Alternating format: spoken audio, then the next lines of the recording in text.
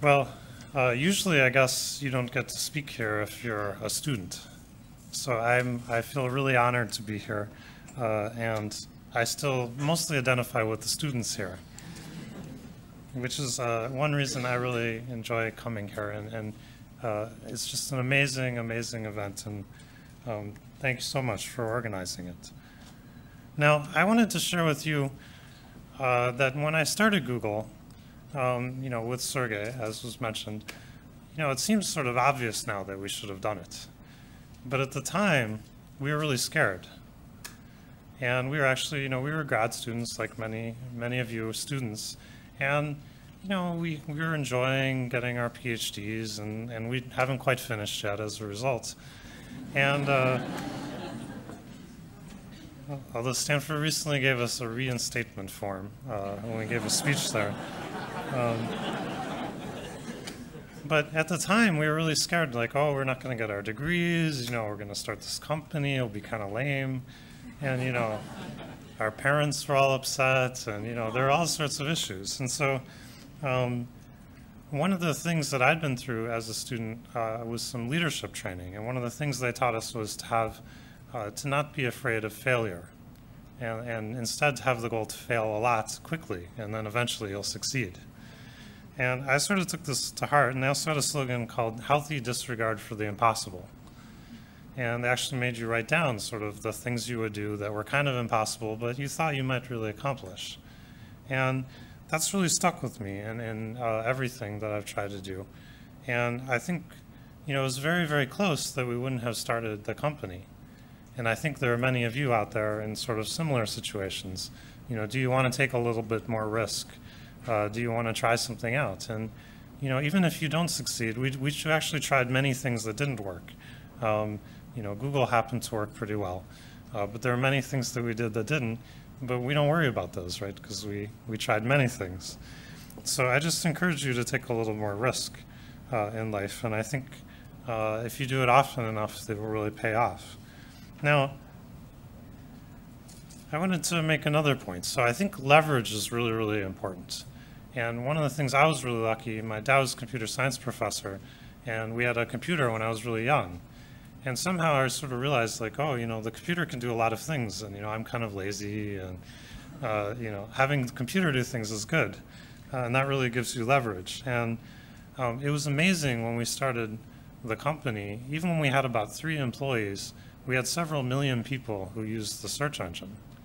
And we actually accidentally published our phone number at some point on the website. And people started calling us, and we couldn't do our business because the phone just kept ringing. And we had to take down the phone number.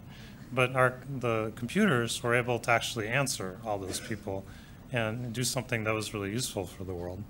And I think for all of you, there are many areas where there's leverage available in the world, where 1 or 2 people, a good idea, a lot of hard work can really make a difference. There's many, many things like that. And it's good not to forget that, but it's good to look for those things.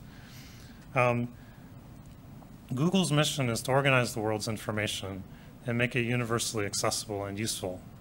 And one of the things that surprised me, that's a very broad mission. It's a lot of work. We're not going to achieve it anytime soon, right? It's almost an impossible task.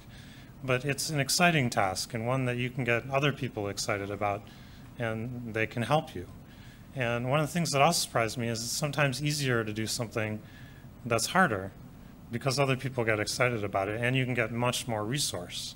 You can get tremendous resources to solve a hard problem, whereas you might only get minor resources to solve a small problem.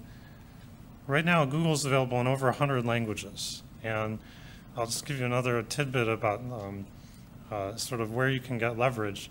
We had some engineers work really hard. They're trying to build artificial intelligence. They're trying to make computers smart, and they accidentally built a really good spell checker along the way, using the technology they wanted to use to build artificial intelligence. And it's on Google now, and if you misspell something, which I do continuously, I can't spell it all, it helps a lot to be able to find things to spell it correctly. So it's a very important issue with quality of search.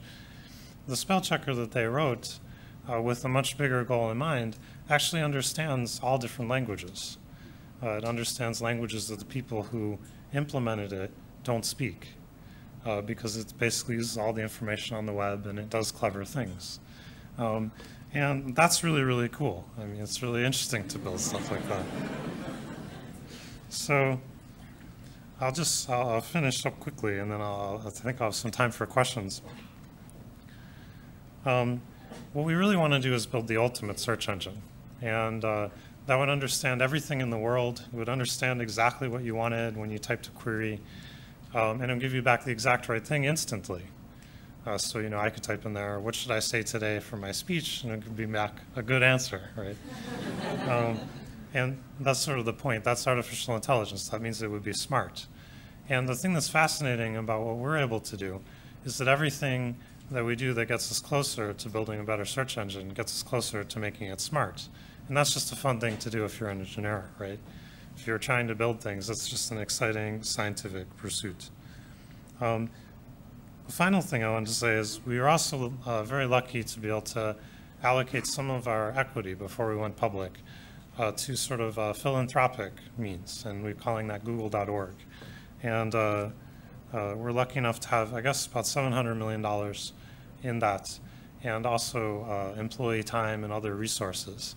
And one of the things we're really looking to do is to apply the same kind of innovation and leverage with that money. So not to do what typical nonprofits have done, but to say, you know, can we do some social entrepreneurship things? Can we establish businesses in places where they don't exist, and really do innovative things there? So I'm very excited about that too.